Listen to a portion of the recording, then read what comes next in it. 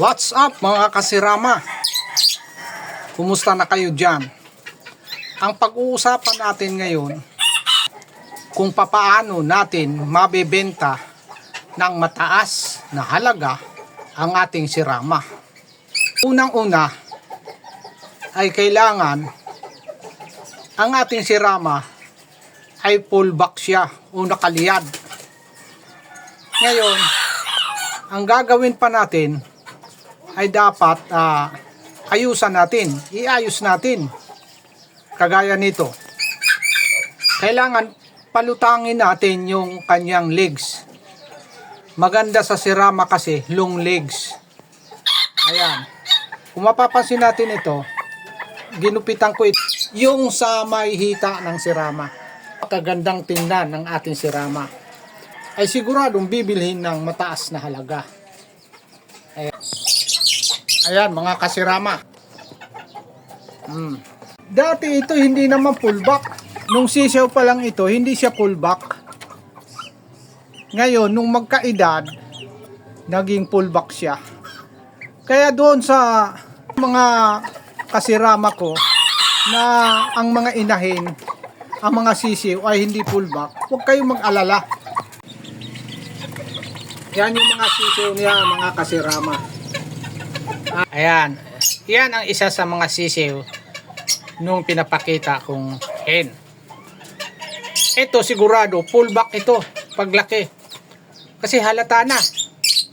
Halatang halata na na nakaliyad na. Pulit pa lang siya. Ito ay ano pa lang ito? Isang buwan. 1 month, mahigit pa lang ito. Ito kapatid niya. Kung mapapansin natin, hindi masyadong full back. Ayan, pero magkakapatid sila. Hindi masyadong full back. Ito mga kasirama. Ito, ang mga sisiw nito, hindi nagpo-full back. Pag pulit pa lang, pag pulit pa. Pero pag ito ay pag lumaki na at nagiging matured na yung anak nito, full back. Ang ganda ng itsura. Lalo ito, noon kala ko hindi pumuporma.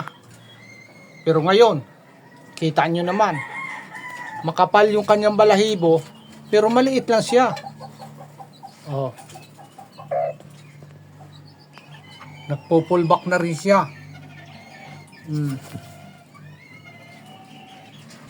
Ito naman, ito yung namarix kong pullets. Malapit na ito, malapit ko ng i-breed. Gumaling na siya, tuluyan ng gumaling. Ayan. Magpo-4 months na ito. Ito ay magiging breeder ko. Mga kasirama, ang topic natin, kung paano natin mabenta ng mataas na presyo ang ating sirama. Kailangan mapurma yung ating sirama. Tulungan din nating pumurma. Ayan. Gupitan natin yung mga balahibo sa may hita para lumutang yung kanyang legs. Napakagandang tingnan ng sirama kung long legs. Yung kitang-kita yung kanyang hita. Kagaya niyan. Ayan.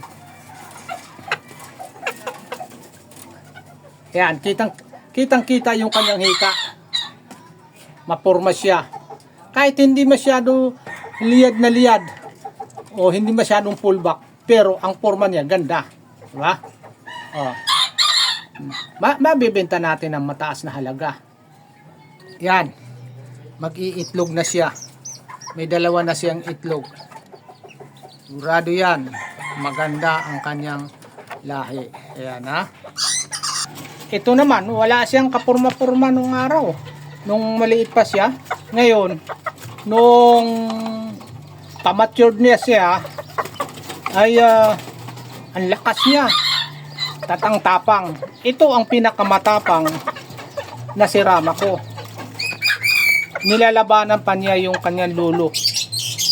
Yung pinakamatandang sirama ko, nilalabanan pa niya. Ginupit. So guys, para makabenta tayo ng maganda-gandang presyo sa ating sirama, huwag tayong magbenta ng sisiw. o pullets. Kasi wala pang kapurma-purma yan. Antayin natin na ang ating alagang sirama ay maging matured. Makikita natin ang ganda ng forma niya. So, kung nagustuhan nyo ang aking video, huwag kalimutang i-like, i-share, at higit sa lahat, i-subscribe ang aking channel.